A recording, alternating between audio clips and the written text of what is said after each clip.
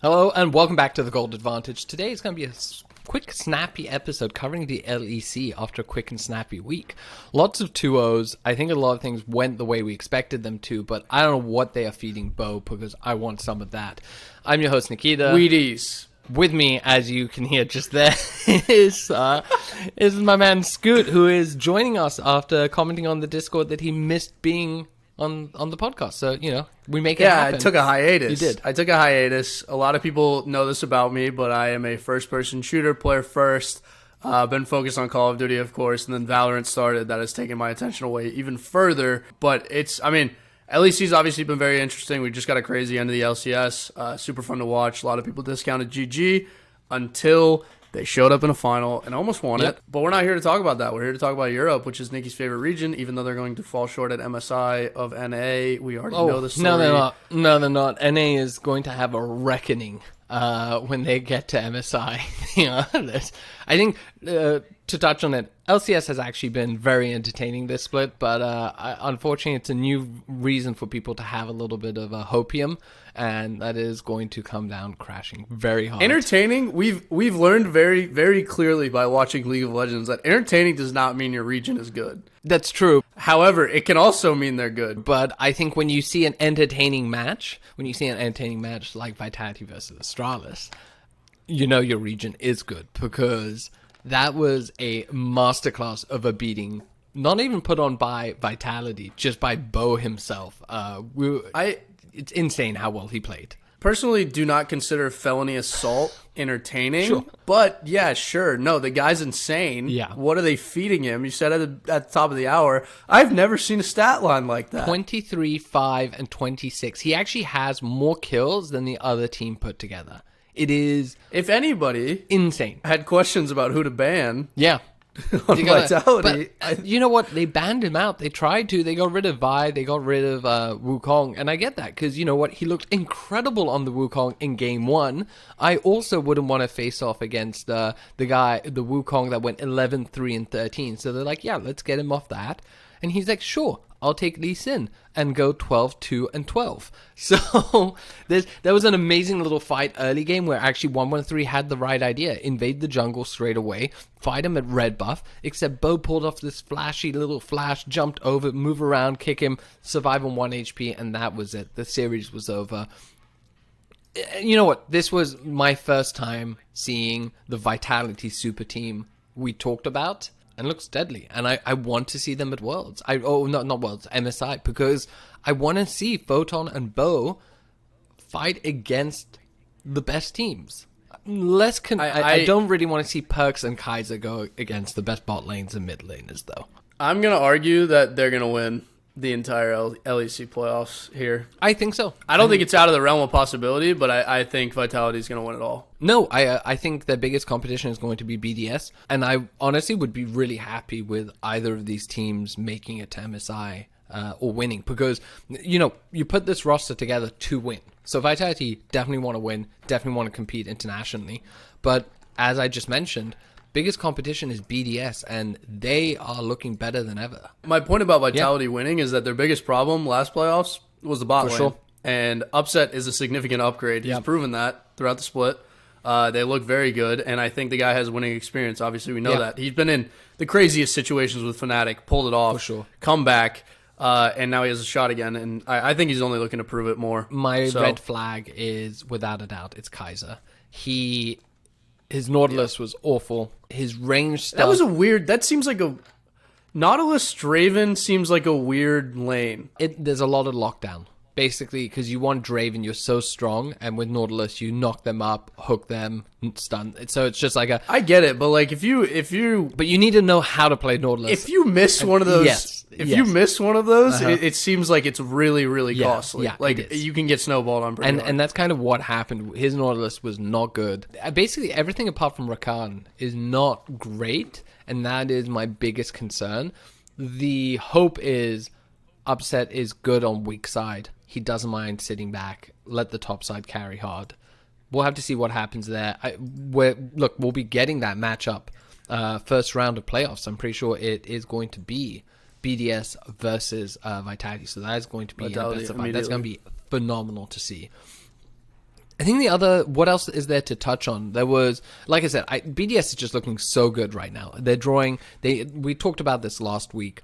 They draw so many different bans. If you ban out Adam, it opens up the rest of the team in the bot lane. If you focus on the top lane, then bot lane has time to breathe. If you focus on bot lane, you're leaving Adam on top lane to breathe. The series against SK, and even the one after against Koi, everyone really stepped up.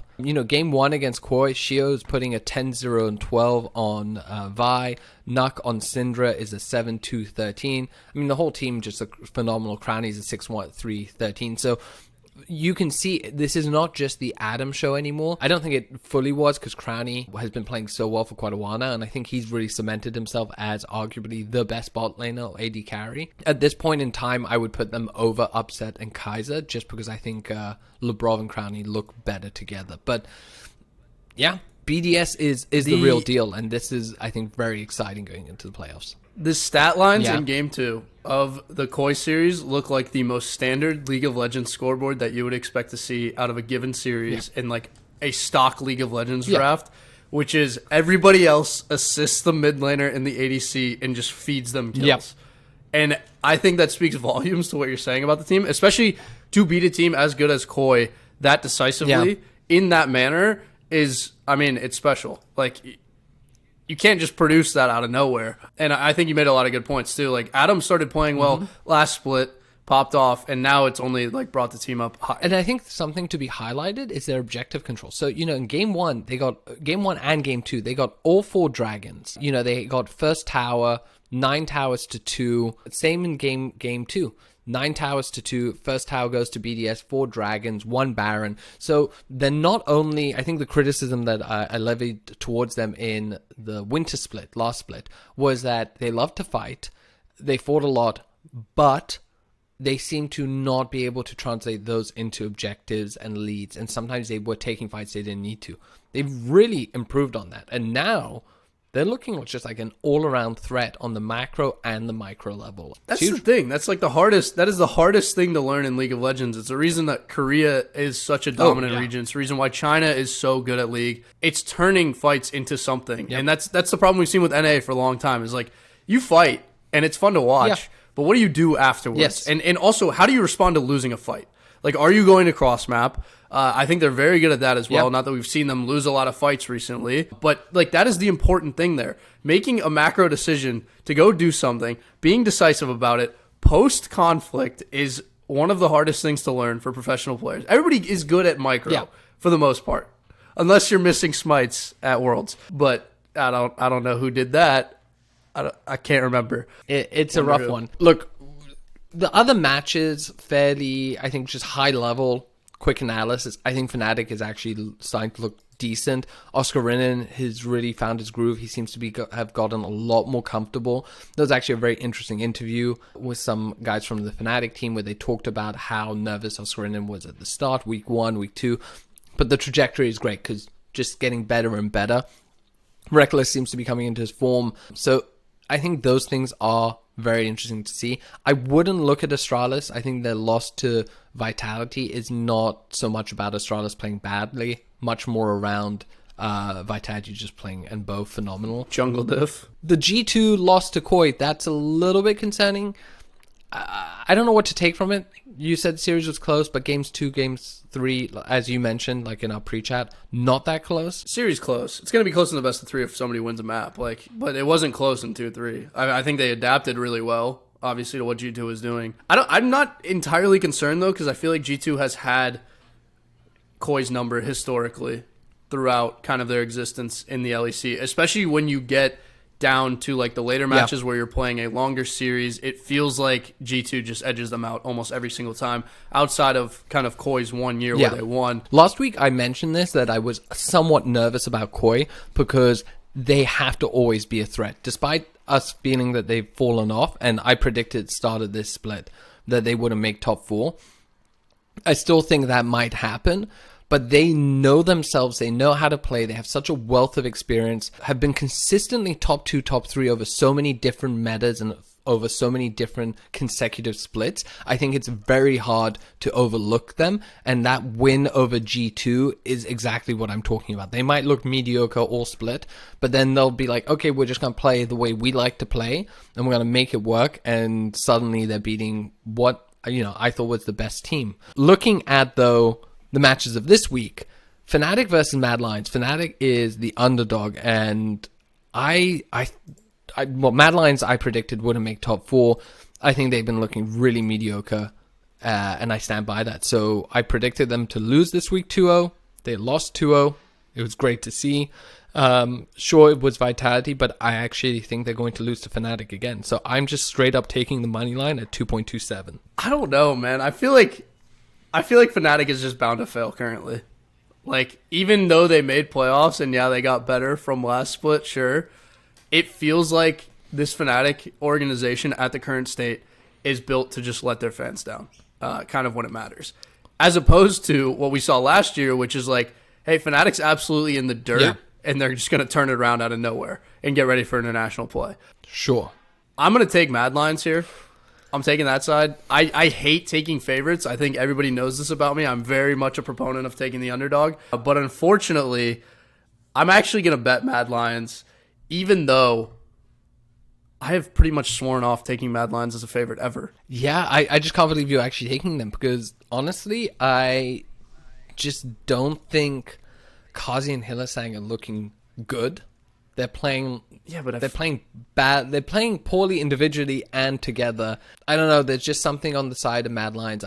I find it very hard to trust them, and I don't think they're going to be. I think they'll win one. I think this will be a 3-game series, but I just don't see them. I find it very hard to get a read on Mad Lions from last week in the series against Vitality for obvious reasons, considering how Vitality played after they beat them. I think I've said it a million times before. You live and die by the same. You do, but the problem is they're dying by the same, because I have to remind you, they nearly didn't even make playoffs. They had to play a tiebreaker against Heretics, who are an awful team. So the fact that they had to play a tiebreaker against Heretics, barely made it, and that means they were worse than Fnatic. Yeah, I think they're the 8th place team in this league. It's a week-to-week thing. He could be better than Carrier next week.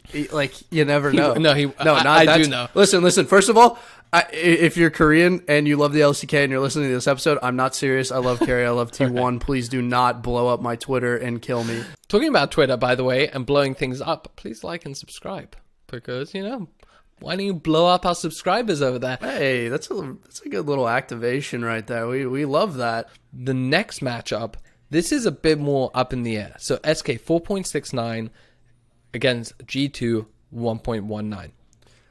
I mean, the odds are ridiculous. That's the thing. I think G2's the better team, but you got to take SK at a 4.49, man. 6.9, that's crazy. And G2's been inconsistent enough. And the thing is, G2's going to MSI, so they don't really care. Sure. The thing you're forgetting is that, one, G2, perennial championship organization. Sure. We know this. We already know this. And to say that they don't care because they're already going to MSI is nuts. They'd love to add another trophy. Everybody knows this. They love to brag. But the other half of this is that they're also historically one of the best teams at running the gauntlet with their backs against the wall. They have the most insane run probably in LEC history. Yep. What was it, 4 straight 3-0s? It was, yeah. To win a championship? Lower bracket run. Insanity.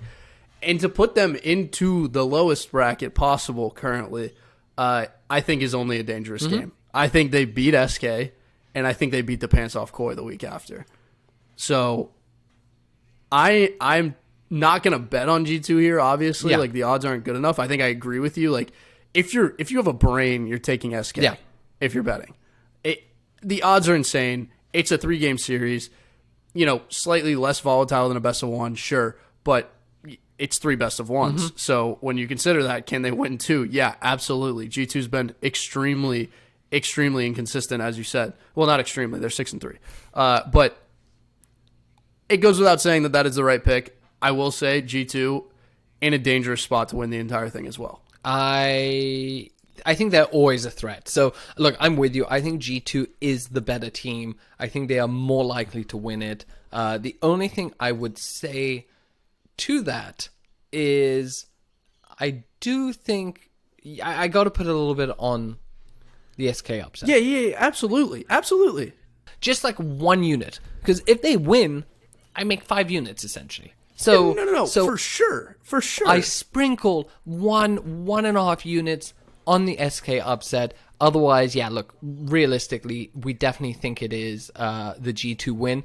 I also, look, I would say SK, when they lose, they'll fight back enough. So I'm just looking at the kills. Under 28.5 to under 27.5 kills, you can get, so under 28 is 1.66 and under 27.5 is a 1.81. I think that's actually the right line. I would take those map 1, map 2, map 3, take the SK money line, but we all know that, like, look, we expect G2 to be the ones that win it.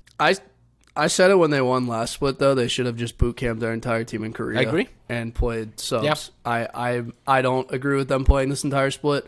Obviously, good to add another trophy, whatever. It's always nice. Now they need to go do it since they played their entire team. But, again, give me Vitality G2 final.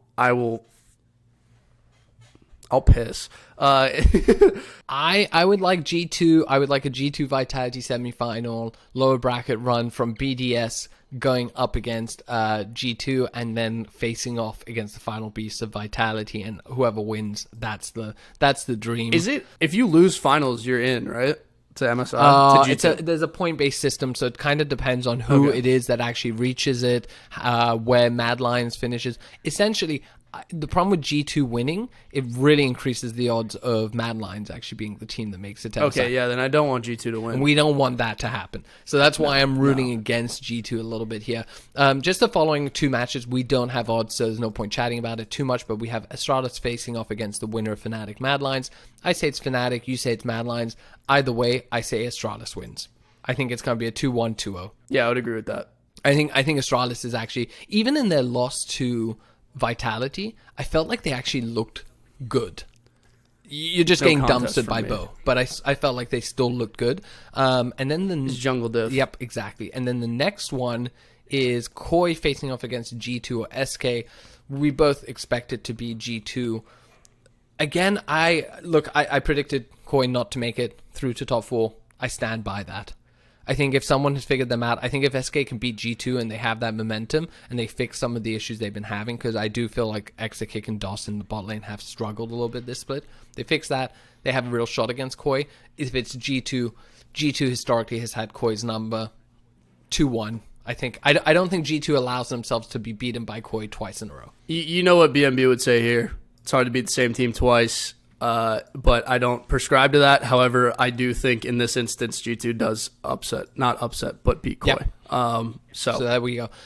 And then we have the first match of our best of 5s. We have the odds for this. Vitality versus BDS. So Vitality is a 1.48 favorite. BDS is a 2.52 at the moment. Okay, you can't not bet BDS there. So you got to take BDS just for the odds on that one. Realistically here, I actually think you have pretty good odds when you have a plus 1.5 on BDS at 1.75. Could tempt me, maybe. But honestly, I'm looking at this as match-to-match basis.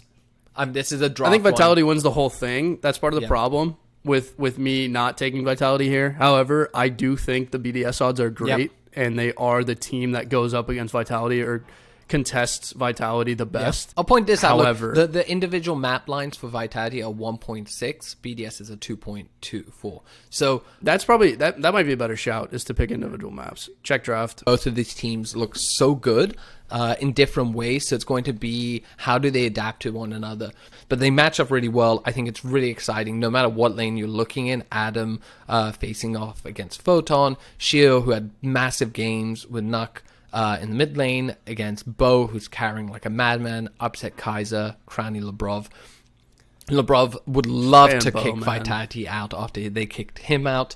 So we'll see what happens there. But to me, it's a match-to-match basis. Who is drafting what? How do they look the previous game? So it's harder to make a prediction. But this is essentially, we're kicking off playoffs with what would be a phenomenal finals. Oh, yeah. Without a doubt. I mean, this is what everybody wants to see as the final. It's the final people deserve. Right. It's probably the most hyped team versus the team that kind of came out of nowhere, scaled into what looks like a really good roster, and you can't replace that story. Absolutely. But, I mean, yeah, I missed League. I'm planning on being around for MSI. For sure. Of course, I have my thoughts about T1. I think we need to have a little separate chat about T1. But, you know, if you're interested in about MSI, if you're interested in our discussions around T1, make sure to subscribe. Like this episode really helps us. And let us know, like, what do you think? Do you think Vitality is the number one team? Do you think BDS is the number one team? And can Koi upset G2? Comment down below to let us know. Otherwise, that wraps it up. It has been a delight and a pleasure having Scoot back. We might have him next week. We'll see. Who knows? Peace out.